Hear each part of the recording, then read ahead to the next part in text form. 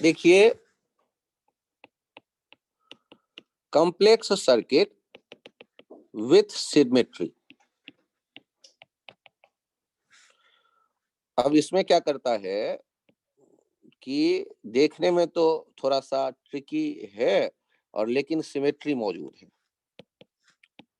हर एक आर्म पे आपने देखा एक जैसा कैपेसिटर लगा हुआ है और ये क्यूब है और इनमें आपसे कहा गया कि एक पॉइंट ये ए और दूसरा पॉइंट ये बी और इन ये सारे ईच कैपेसिटर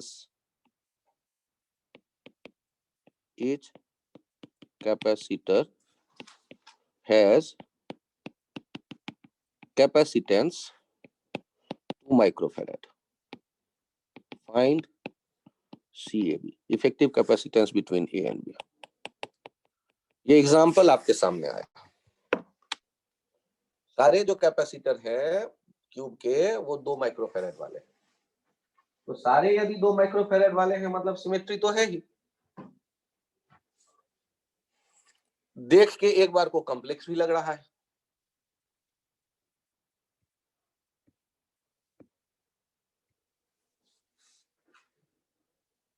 यदि ऐसा सिचुएशन है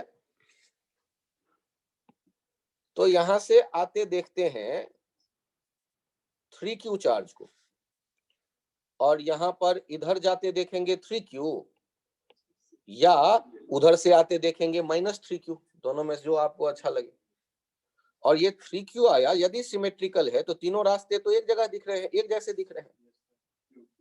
तीनों रास्ते एक जगह दिख रहे हैं तो ये Q एंड Q और अगले वाले दोनों रास्ते भी एक जगह दिख रहे हैं तो Q/2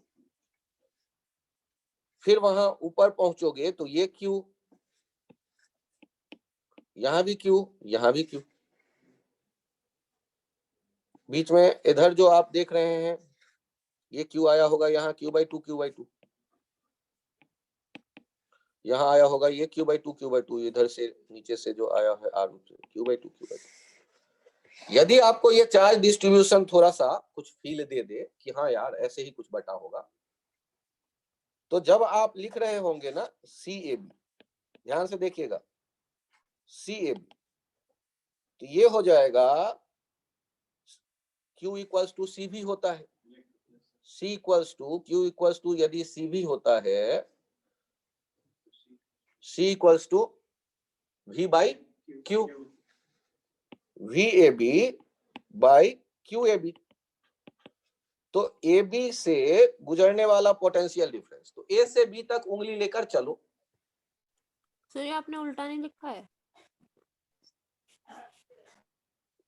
अच्छा उल्टा लिख दिया। Q = होता है CV, C = होता है Q/V। ओए वाह यार, सही कह रहे हो।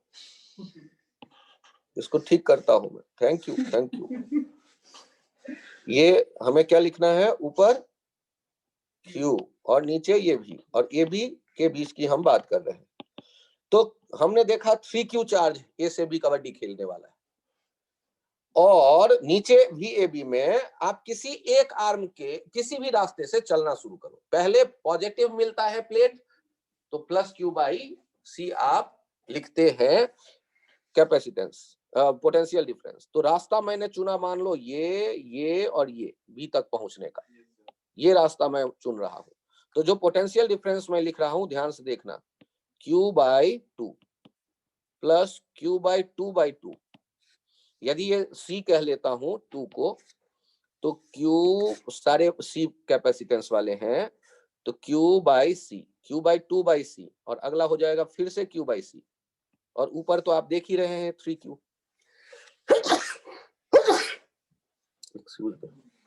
अरे यार ठंड बढ़ गई है क्या? Sir bless you. Thank you, चाय भी ठंडी हो गई। 3Q, ये यहाँ पुट अप करो 3Q और नीचे ये Q तो एटलीस्ट जाता हमें दिख रहा है।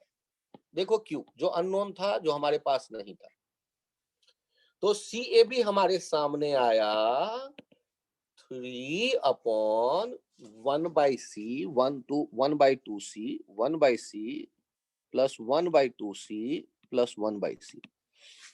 अरे कोई एलसीएम एलसीएम लेके बताओ यार। 2 2 4 1 5। हाँ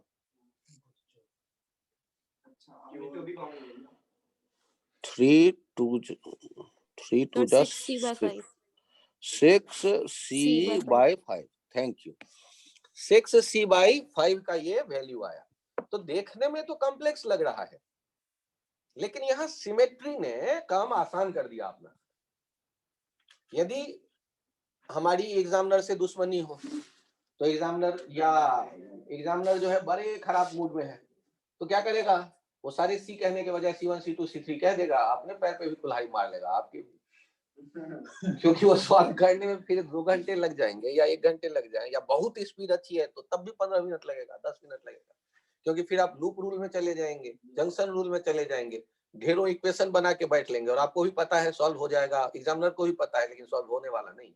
बहुत ज्यादा इक्वेशन होने के बाद आप टेंशन में आकर उसे छोड़ देंगे। तो सिमेट्री ऐसे केसेस में रहता है जहां कॉम्प्लिकेशन दिख रहा हो तो कुछ ना कुछ सिमेट्री देगा एग्जामिनर, क्योंकि उसे खुद को भी सॉल्व करना है। तो इसे कहते हैं कॉम्प्लेक्स सर्किट विथ सिमेट्री। अब यदि ये पॉइंट आपके समझ में आ जाए, सर रुको लिखने दो बस। हाँ आराम से नोट कर लें।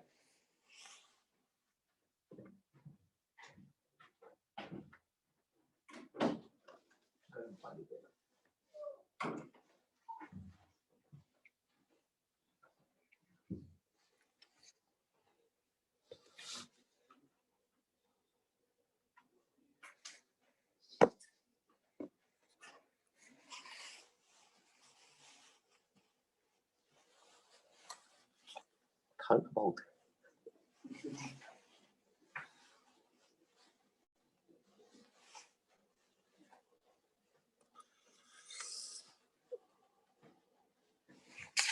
H के लंबाई 5c/4 H के लंबाई 4c/3